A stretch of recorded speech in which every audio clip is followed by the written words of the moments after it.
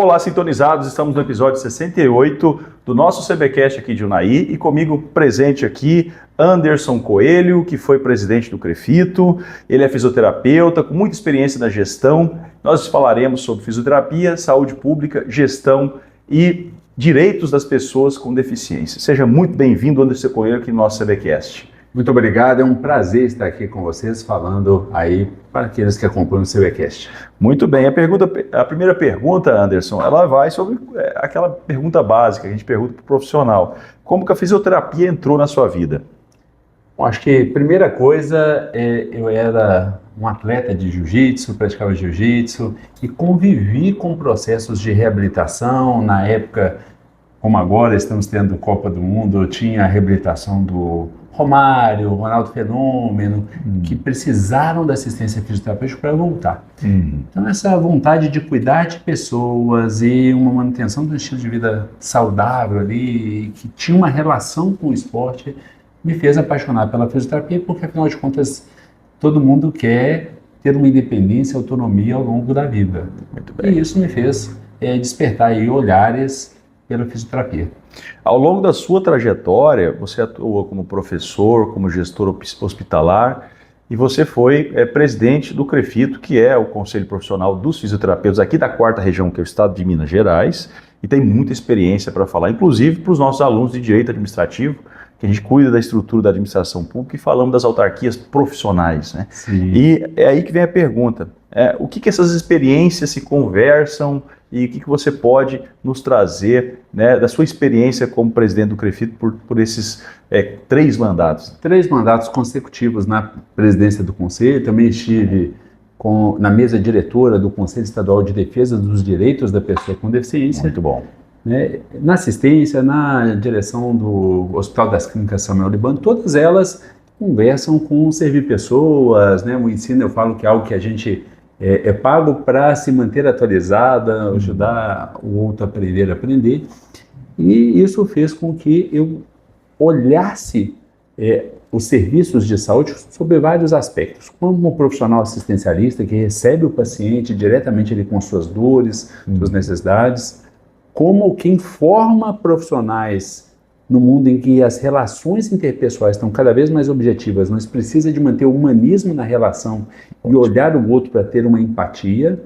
O gestor público que precisa administrar um recurso finito num hospital em que tem vários problemas de saúde que já foram agravados e chegaram ali já na atenção terciária, que precisa de secundária, né, num agravamento, pacientes críticos que precisam daquele cuidado. Sim. E no conselho profissional, que é algo que muitas vezes as pessoas desconhecem, confundindo talvez o papel, a finalidade de uma associação, um sindicato e um conselho, que na verdade ele faz o controle ético-social, protegendo ali a comunidade profissional de uma concorrência desleal, de uma mercantilização, mas o principal destinatário é o cidadão, é a população. Perfeito. Que é protegida tanto do exercício legal, aqueles que não são habilitados naquela profissão regulamentada, quanto aqueles que são, mas exercem de forma irresponsável, seja no afã de ganhar dinheiro, seja no afã de ter uma exposição midiática e ter mais visibilidade, e que colocam em risco, às vezes, a população que confia o seu corpo, a sua saúde, aquele momento seu de vulnerabilidade numa pessoa que vai estar agindo de forma irresponsável por interesses os mais diversos possíveis. O Conselho serve para fazer esse controle funcionar como um tribunal de ética, um tribunal administrativo, além da responsabilidade civil e penal, ele tem ali uma responsabilidade diante dos seus pares, dos outros profissionais. Exatamente, muito importante todo o poder de polícia, poder disciplinar que uma autarquia especial oferece. E você citou o ponto adequado. O alvo não é a proteção como se fosse um órgão de consumidor para proteger o nosso paciente, mas assim, indiretamente, acaba que, obviamente, o Conselho ele vai trazer elementos para defender, né, o paciente, toda a sociedade. Às vezes as pessoas, como é um conselho de fiscalização profissional, e aí as pessoas falam conselho de classe, entidade de classe, muitas vezes até os próprios profissionais esperam dele uma atuação de defesa sindical, de direitos trabalhistas, mas não, ele não é um órgão corporativista. Não é essa a finalidade ele não é para defender interesse corporativista, ele é para defender a profissão nas suas prerrogativas, nos direitos de exercer plenamente ali as profissões e com isso ter a melhor qualidade assistencial. Defender as prerrogativas dos profissionais conforme a lei. Os direitos do profissional e o cidadão. E o cidadão. De receber o atendimento adequado. Muito bem. Nós temos aí uma grande ligação, obviamente, do fisioterapeuta com gestões, com o trabalho na saúde pública, principalmente. E as pessoas gostam de criticar a saúde pública muito, mas sem apontar uma solução. Essa é a minha preocupação. A preocupação do CBcast sempre é buscar elementos baseados na técnica para buscarmos soluções. Então, professor Anderson, se é assim que me permita chamar, que também professor, né? A gente busca soluções, pensarmos juntos em soluções. Na sua concepção, com a sua experiência de várias entidades, vários setores, dentro da fisioterapia, dentro de conselhos, qual que é a sua visão sobre o problema da saúde pública no Brasil hoje? Bom, nós temos várias políticas nacionais nos mais diversos segmentos muito bem escritas. Não é mentira quando a gente fala que o SUS ele é muito bom em termos de garantias de direito de acesso para a população, como um dever mesmo do Estado enquanto fazenda pública, enquanto prefeitura, governo estadual, governo federal está sendo obrigado a garantir ali tratamento para as pessoas. Ele tem diretrizes para linhas de cuidado. A grande questão, muitas vezes, é que você tem gestores, muitas vezes, muito preocupados com aquilo que dá visibilidade ou que grita aos olhos da população que é mais leiga, que não entende de saúde. E aí você tem um mau uso do dinheiro público por esses gestores, aplicando naquilo que são problemas mais graves, mais críticos, que precisam ser tratados. Certo. Porém, eles poderiam ter sido prevenidos se houvesse um investimento na atenção primária, lá na promoção de saúde, na prevenção, porque tem situações de saúde que a gente não consegue evitar. Perfeito. Com mudança de estilo de vida, mas muitas situações a gente evita e outras que a gente não evita, a gente diminui, a gente consegue amenizar o sofrimento, os tratamentos, diminuir os custos, melhorar a qualidade de vida. As pessoas não querem morrer novas. Sim. Mas o receio de todo mundo é depender de alguém no envelhecimento, é ficar acamado. Então, se eu tenho algo que custa muito caro, remédio custa caro, hospitais custam caro, cirurgias custam caro, exames complexos de imagem custam caro, mas se eu consigo fazer promoção de saúde, estimular a atividade física, um estilo de vida saudável, alimentação saudável, ter acesso a populações vulneráveis que às vezes não tem condições de ter acesso a uma academia, acesso a educação, a saneamento básico, eu consigo envolver isso e ter lá no início, na atenção primária que a gente chama, uma equipe preparada para receber, eu mitigo lá. Então, acho que hoje, se eu puder elencar um grande problema que às vezes a gente encontra em grandes municípios, o mau uso do dinheiro público na saúde. Perfeito. Que os gestores acabam fazendo aquilo, ou que é visto como se estivesse fazendo asfalto sem cuidar da rede de esgoto. Sim, senhor. Então faz ambulância, hospitais, grandes exames e não cuida do que é básico para a pessoa não precisar chegar a usar. Você não quer usar um hospital, você não quer usar um plano de saúde. Por que esses cuidados com o preventivo, ele é tão assim, jogado de lado no Brasil? Isso não é só na área de saúde, tá? A gente tem um organismo que foi criado já há algum tempo, 2010, pelo CNJ, Conselho Nacional de Justiça, aqui na minha parte jurídica, que cuida da prevenção de conflitos, ou seja, lá atrás, antes de virar processo, a gente mediação, conciliação. Mas isso aí é difícil de penetrar, né? Porque não é algo que assim, as pessoas se importam muito. Parece que a concentração toda está justamente quando o processo e o conflito está grande, aquele holofote instalado, que é o que acontece, o que você está dizendo, a saúde primária é deixada de lado e a secundária nos hospitais, até especializada, alta especialização, complexidade, são o foco talvez principal dessa estrutura. Eu queria saber por que isso acontece, como resolver isso, eu sei que é um problema sério.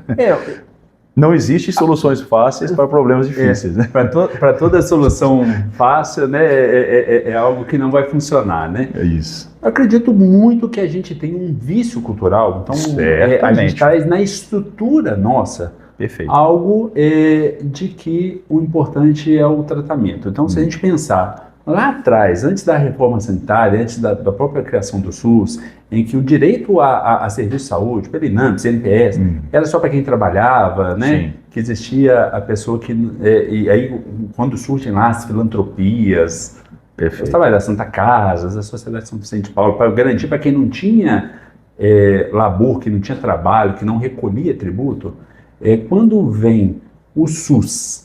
Com universalidade, com universalidade, direito para todos. Integralidade. Integral, quer dizer, todo cuidado. Em tese, equidade. Equidade. Né? Que eu falo assim, igual eu falo na minha casa, né? Não é todo mundo que precisa ter. Se um está precisando de tênis, eu vou dar o tênis para ele, não vou dar para outra que não está. Então, assim, dá aquilo para que a pessoa precisa, entendendo a sua realidade. Não adianta eu pegar uma realidade do sul de Minas, da Zona da Mata, e aplicar aqui no Noroeste. Os problemas de saúde são outros, a atividade profissional é outra. São peculiares. São peculiares. Só que quando surge o SUS, né, da Conferência Nacional, Reforma Sanitária, Constituição de 88, e coloca ali capítulos dedicados a isso, a população entende assim, a partir de agora, eu tenho direito garantido por lei. E imagina quase como se fosse um cheque em branco. A partir de agora o Estado tem que pagar. Só que nós temos que entender que tem uma vírgula, né? Mediante políticas públicas definidas. E aí estas políticas públicas, elas são construídas sob o ponto de vista de campo de ideias, com estudos. Hoje a gente, graças a Deus, tem muitos estudos que a gente está falando da prática baseada em evidência. Sim. A gente mudou daquele modelo, às vezes, muito centrado em um único profissional. Agora a gente imaginava o médico como sendo o único autor ali daquele diagnóstico. Não, todos os profissionais são importantes. É importante que a pessoa tenha contato com eles o quão antes possível, para cada um identificar a sua possibilidade. Ou seja, a solução não reside apenas em construção de unidades, colocar lá a foto do prefeito, do governador, do presidente, não adianta. Eu acho que um grande problema é esse, porque como a gente está falando de cargos eleitos, seja para deputado ou senador, e todos eles precisam de metade do recurso, por exemplo, de emenda parlamentar ser para a saúde, eles acabam alocando esse recurso onde a população grita. Só que às vezes a população não sabe, porque não estudou, e cada um, né, você entende o direito, entende da fisioterapia, cada um entende da sua área de domínio, que estudou. A população acha que o que ela precisa é essa cirurgia, esse exame de imagem. Alguém que tem um olhar técnico e a boa vontade do gestor para estruturar isso, e agora é o que os estudos estão mostrando, e aí quando a gente pega outros países que vêm adotando modelos de saúde baseada em valor, que é o VBHC, que são linhas de cuidado, planos terapêuticos estruturados, que além de se promover um estilo de vida mais saudável, as novas gerações, né, em que nós fazemos parte dela, nós vamos viver mais do que quando a gente tinha expectativa de quando a gente nasceu, porque a ciência evoluiu dentro da saúde e todas as profissões estão mais preparadas. A gente precisa de entender que não adianta construir lá um hospital, um centro de reabilitação, se eu não tenho equipe. Não adianta criar um elefante branco. Quem faz a saúde são profissionais. E não tem uma profissão mais importante que a outra, são isonômicas, elas são iguais. Perfeito. E cada um com a sua função diferente. E quanto antes eu encontro os profissionais, o profissional adequado, o tratamento adequado para mim, melhor vai ser meu resultado, menos vai ser... E é por isso que o tempo, essa é a próxima pergunta, é muito importante para o paciente. Você não pode deixar para a última hora, tem que procurar o profissional, procurar a unidade, procurar se adequar, né, a essa estrutura preventiva, né? É isso. Isso é a mensagem para o outro lado da moeda, que a gente está falando de gestor, profissionais, e a gente tem que olhar também para o cidadão. Você falou muito bem na questão cultural, né? Cultural. E aí é uma cultura que vem do cidadão e ela reflete no gestor, que ela escolheu, né? Quando você tem algum problema de saúde, algum evento de saúde, o tempo de espera na saúde, ele não é neutro. Ele significa você perder a oportunidade de ter o melhor desempenho possível. Voltando no caso da Copa do Mundo, um jogo está aí. Ele não muda a data do jogo no calendário da FIFA. Então, esse jogador, se teve uma lesão, ele precisa de estar pronto ou não naquela data. Exatamente. Então, quanto antes ele inicia, mais vai ser o desempenho dele e a possibilidade dele ter o retorno. Nós, cidadãos que não somos atletas, mesma coisa. Qualquer condição que eu identifico mais rápido e inicio o tratamento mais rápido, a chance minha de ficar livre dela ou de ter menos impactos negativos com a evolução da doença é maior. Então eu preciso de estruturar isso e criar fluxos, organogramas de que me permitam esse acesso.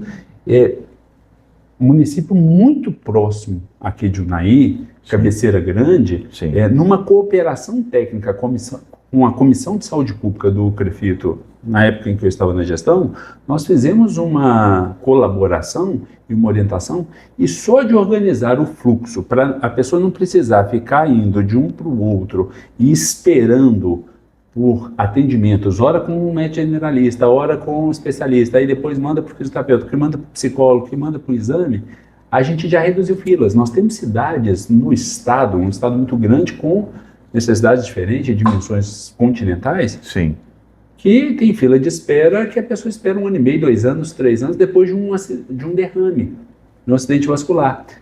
Depois de 1 ano e meio, 2 anos, você reverter é muito difícil. Já consolidou, contraturas de deformidade já instalaram. Em Cabeceira Grande, vocês fizeram um acordo de cooperação técnica com o CREFITO. Isso foi tranquilo de fazer? Isso é tranquilo porque é um instrumento que não envolve recursos públicos. Então, basta a boa vontade. O conselho dá a expertise, né, assim, dá o seu conhecimento, a sua área técnica, colaborando com a equipe da cidade, que faz a regulação. Isso acontece em vários municípios, o Conselho mantém isso sempre aberto, é um fluxo contínuo de cooperações com secretários municipais de saúde ou com os próprios prefeitos. Muito bom. Né?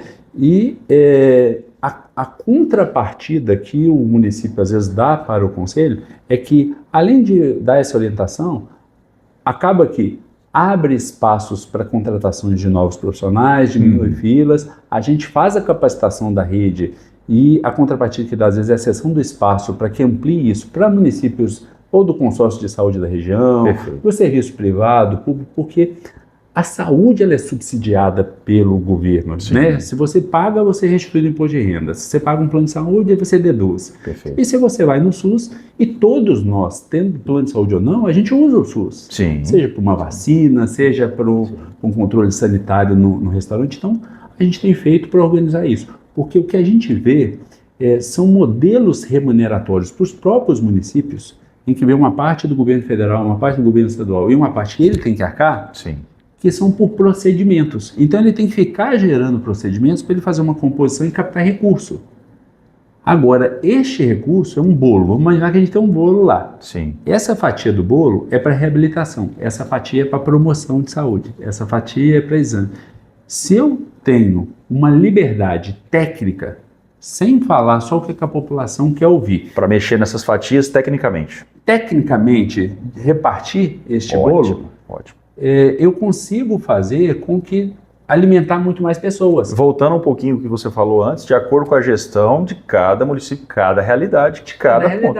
Até a regional, se tiver um consórcio de municípios, você vai conseguir aplicar para todos os municípios essa mesma técnica ou forma de trabalhar. Se eu tenho aqui em Unai uma doença que é da colheita, que não é uma realidade de Paracatu, assim, regional. Aqui justifica eu ter um serviço desse, um controle de zoonose, um controle de epidemiológico, um serviço de fisioterapia especializado nisso, pronto para isso, preparado para isso. Muito bom. Se Paracatu, esse é um caso que acontece uma vez ou outra, ele precisa investir nesse equipamento que às vezes não vai ter a folha de pagamento desses profissionais. Às vezes ele põe ali e traz o paciente de lá para cá, aqui. Então, esta intersetorialidade, que também já está prevista, não é nenhuma inovação. Se ela acontece de fato e a população começa a entender que ela precisa de ter no território dela o que ela mais Acontece, que é o que a gente vai chamar de dados epidemiológicos, é levantar o que está acontecendo. Muito E bom. por que está acontecendo. Então a gente elimina o que é possível de eliminar e oferece a estrutura para atender aquilo que está Sempre precisando. naquela mesma ideia, de que o cobertor é curto. Se você acaba cobrindo uma parte, outra vai ser descoberta. Nós temos que achar uma forma de trazer esse cobertor para acabar abrangendo todas essas áreas de maneira eficaz, sem desperdício. E quando você fala de cobertor, né, numa região até que a maioria das vezes é quente. Né? É muito isso. Tipo assim, se descobrir, não vai ter problema. Mas assim, se eu tiver uma situação em que a gente fala, né, usando do clima, você fala assim, olha, se eu evito desmatamento, se eu tenho mais terras com vegetações, o clima fica menos ameno, é menos calor. Então assim, altera o clima. Se eu consigo investir na saúde primária, o que é isso? É estimular e dar condições, não é só colocar aparelho de academia ao ar livre na praça, sem ninguém para orientar, ainda correndo risco de lesão. Exato. Se eu consigo investir em levar orientação nutricional, fisioterapêutica, fonoaudiológica, psicológica, consigo dar estrutura, essas pessoas não vão precisar de lá na frente um tratamento que é muito caro. Exato. Medicamento de alto custo, cirurgias de alto custo, exames de imagem super especializados, isso é caro. Perfeito.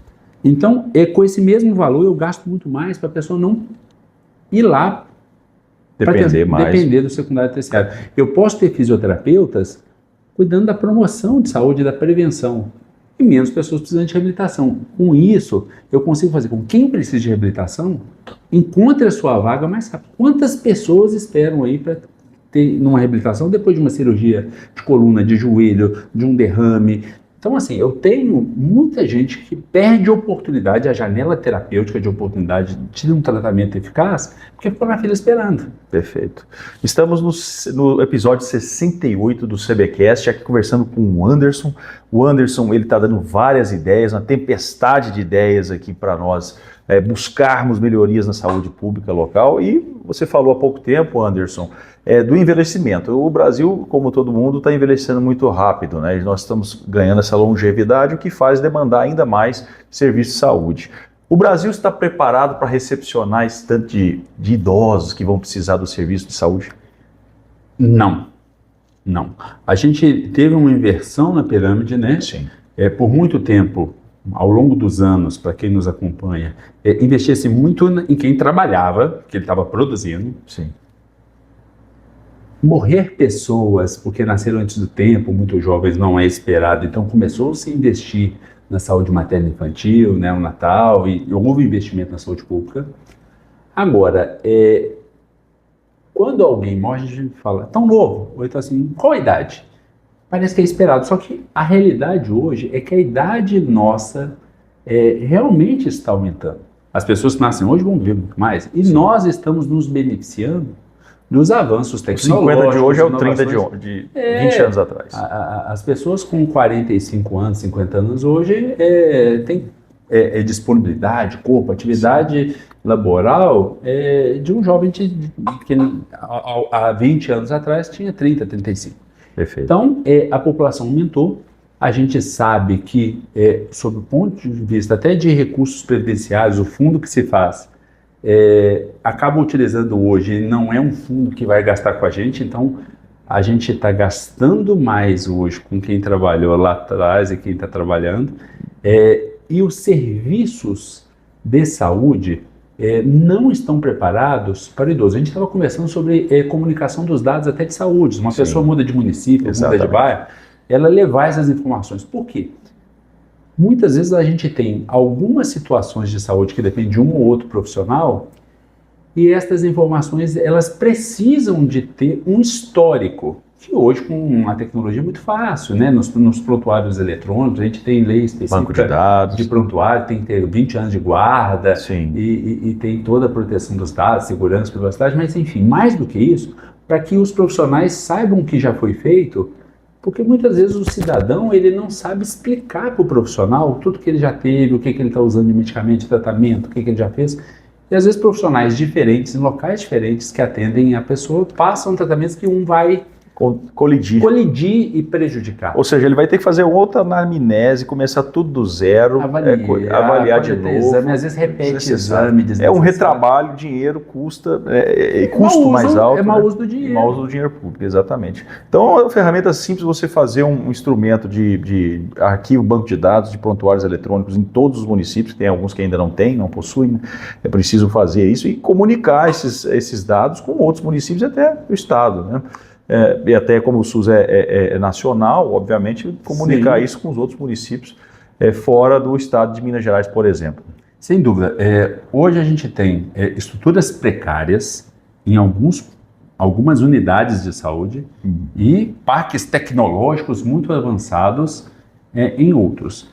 Então, para te responder, voltando um pouquinho na anterior, você até me perdoe por isso, mas assim, tranquilo. Muitas vezes em cidades do interior e da capital, a gente vê unidades básicas de saúde em casebres alugados, caindo aos pedaços. Sem estrutura, com pintura mofada, cadeira quebrada, sem profissionais que importa, sem medicamento. E hospitais com equipamentos, tecnologia, e sem até dinheiro para pagar os profissionais para operar isso. Porque é onde a população às vezes vive, mas só que a vida acontece e a porta de entrada é na unidade básica de saúde, que o pessoal chamava de postinho de saúde. Então, as pessoas chegam no postinho de saúde, ali tem que estar preparado, ali tem que ter uma equipe. Eu não posso chegar num fisioterapeuta só na hora que eu preciso de uma reabilitação. Perfeito. Eu não posso ir num fonoaudiólogo só quando eu detectei um problema na fala, na deglutição, né? Então, assim, eu preciso de estruturar a porta de entrada para que eu tenha o que eu falei de linhas de cuidado, de saúde baseada em valor, que o termo é VBHC, ele leva em consideração basicamente, de forma muito resumida, 3 coisas. Quer dizer, não é só medicina ou a saúde baseada em evidência, mas também baseada em valor. Né? Em valor. E aí o que você falou dessa linha... O valor é a experiência do né? paciente. Exatamente.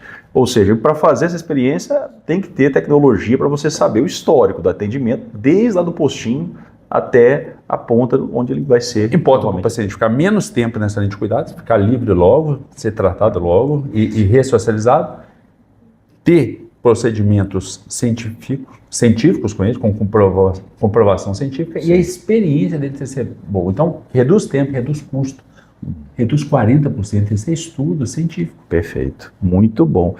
Anderson Coelho, o assunto e o tema é interessantíssimo, talvez dos mais difíceis que nós temos. Claro que o CBcast não busca aqui uma solução rápida e fácil, porque nós sabemos que problemas de saúde são dificílimos, mas nós, nessa pequena contribuição que o Anderson está nos fornecendo, várias ideias são aqui colocadas.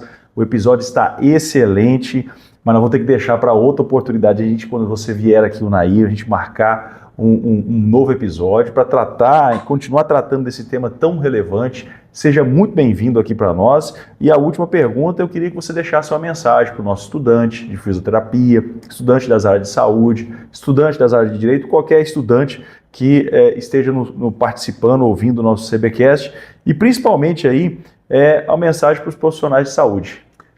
Desde já agradecendo o seu convite para estar aqui. Foi muito satisfatório, é um prazer todas as vezes que venho ao Unaí, sou muito bem recebido na região.